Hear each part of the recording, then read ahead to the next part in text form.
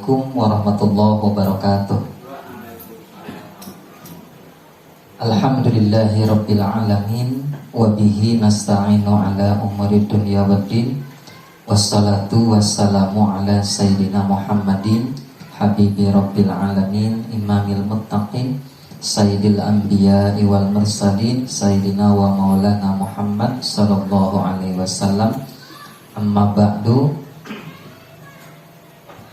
Puji beserta syukur marilah kita senantiasa panjatkan kehadirat Allah Rabbul Ghafur, karena berkat rahmat karunia-Nya alhamdulillah pada kesempatan siang hari ini kita bisa berkumpul untuk melaksanakan salah satu kewajiban kita, yaitu mengajar dan belajar atau talabul ilmi dalam keadaan sehat walafiat. Salawat beserta salam semoga senantiasa tercurah limpahkan kepada sang baginda alam, Nabi besar Habibana wa Nabiyana Muhammad sallallahu alaihi wasallam. Juga tak lupa kepada para keluarganya, para sahabatnya, para pengikut tabi'in, dan kita selaku umatnya mudah-mudahan mendapat syafaatul uzma di yaumil qiyamah. Amin ya rabbal alamin. Yang saya hormati kepala sekolah, yang saya hormati Bapak Ibu guru, dan mudah-mudahan Allah muliakan. Pertama saya ucapkan terima kasih yang sebesar-besarnya, terima kasih yang sebanyak-banyaknya yang telah meluangkan waktu untuk mengikuti agenda sosialisasi pada kesempatan siang hari ini.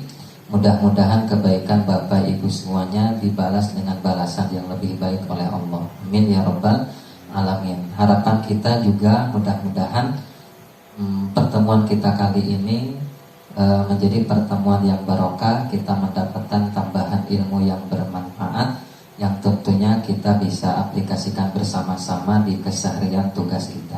Amin ya rabbal alamin.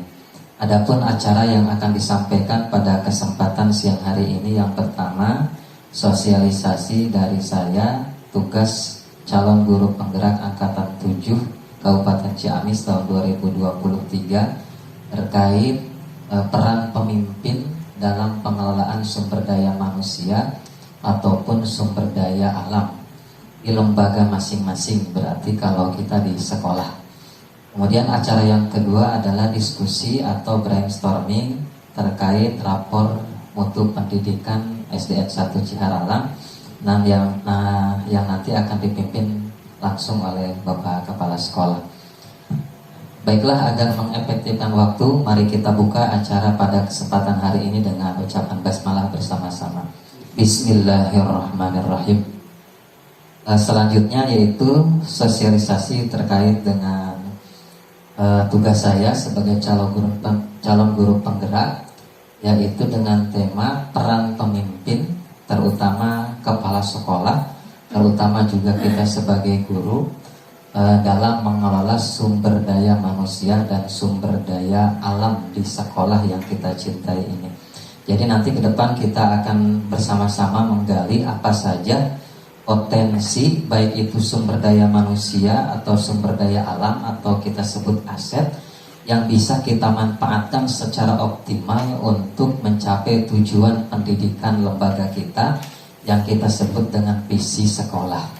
Nah, jadi aset-aset ini ternyata banyak sekali yang secara kebanyakan tidak disadari oleh kita semua. Apa saja? Nah, nanti kita akan gali bersama-sama. Kemudian selanjutnya, tujuan pembelajaran khusus kali ini adalah CGP berkolaborasi bersama warga sekolah lainnya mengidentifikasi aset, kekuatan, sumber daya yang dimiliki sekolah, agar semua warga sekolah dapat bersama-sama mengetahui dan memanfaatkannya untuk peningkatan kualitas pendidikan.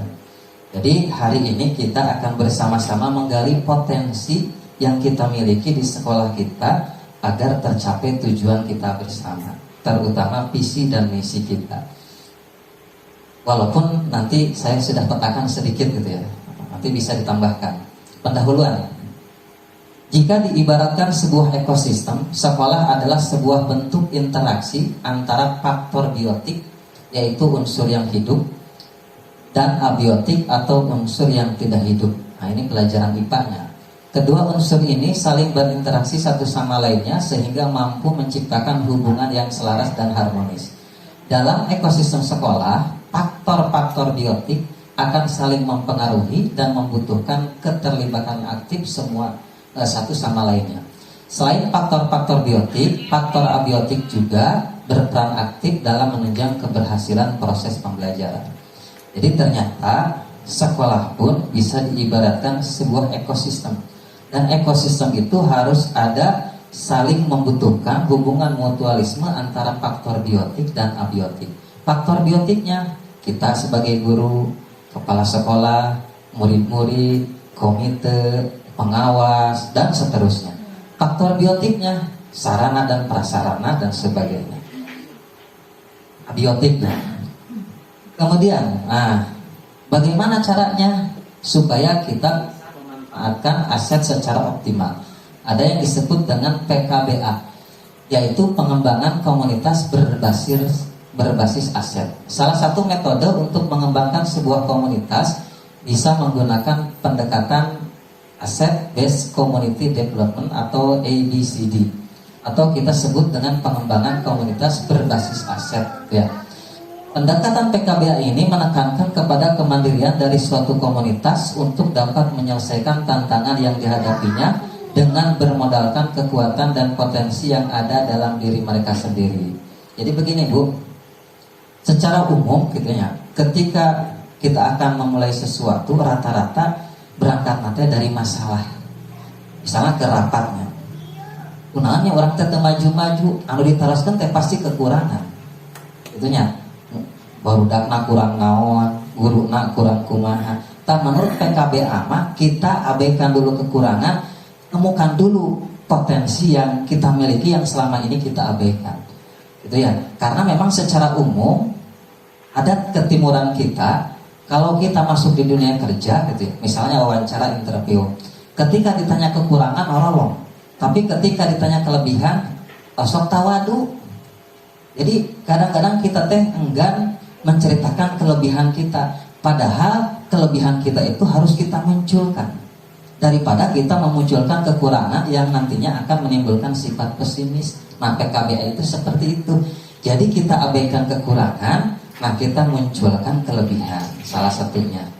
Nah, apa saja aset atau modal atau SDA dan SDM yang ada di sekolah? Ternyata ada 7 poin sesuai dengan penelitian yang semuanya ini bisa kita optimalkan. 1, aset manusia. Aset manusia itu kita tadi sudah sebutkan. Kemudian aset sosial. Aset sosial itu apa? PGRI, Pramuka, AKG, dan sebagainya. Aset politik itu seperti apa? Organisasi masyarakat. Kemudian ada anggota DPRD di lingkungan kita, itu bisa dijadikan aset politik. Kemudian aset agama dan budaya, aset fisik, lingkungan alam, dan finansial. Nah, kita akan gali bersama-sama satu persatu aset-aset yang 7 ini yang ada di lingkungan kita, supaya kita minimal tahu dalam untuk apa mah boro-boro bisa memanfaatkan, atau apal mah tiasa dimanfaatkan, tiasa itu kumaha urang gitunya. Nah, kita mulai dari modal yang pertama, yaitu modal manusia. Oh, salah. Nah, yang pertama ada kepala sekolah. Ini Bapak kepala sekolah kita ya. Berperan menjadi edukator, manajer, administrator, supervisor, leader, dan pencipta iklim kerja dan juga wirausahawan. Jadi fungsi kepala sekolah itu banyak sekali. Bahkan kalau guru kan kompetensinya 4 ya. Pedagogi, sosial, kepribadian, profesional. Kalau kepala sekolah tambah 1. Apa coba? Kewirausahaan. Itu ya. Jadi kalau guru 4, kepala sekolah 5. Nah, itu kalau dioptimalkan potensinya, insya Allah akan menjadi pencipta iklim kerja. Terima kasih atas perhatiannya. Sekali lagi mohon maaf atas segala kekurangan, kehilapan, kealpaan. Mudah-mudahan dimaafkan dan Allah menurunkan maghfirahnya. Amin ya rabbal alamin. Khudmas sofa wa jamakadar. Akhirul kalam. Assalamualaikum warahmatullahi wabarakatuh.